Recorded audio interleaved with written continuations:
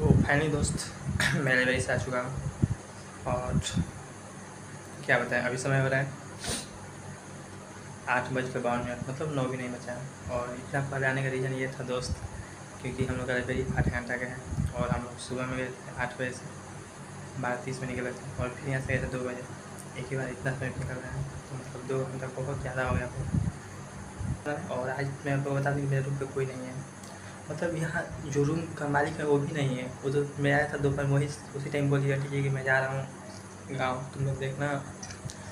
तो वो लोग आएंगे 8 दिन के बाद। और मेरे जो रूम में रहते थे, एक बगल में रूम है, तो वो सब लोग गए हैं शादी अटेंड करने और मुझे भी ले जा रहे थे, तो मैं नहीं गया था। तो तुम लोग समझ सकते हो सिर्फ इतना बड़ा बिल्डिंग में सिर्फ मैं हूँ एक अकेला बंदा भाई। तो कोई बात नहीं, चलो पहले खाना बना लेते हैं और उसके बाद आपको सीधे मिलेंगे खाओगा 8 ही डबल।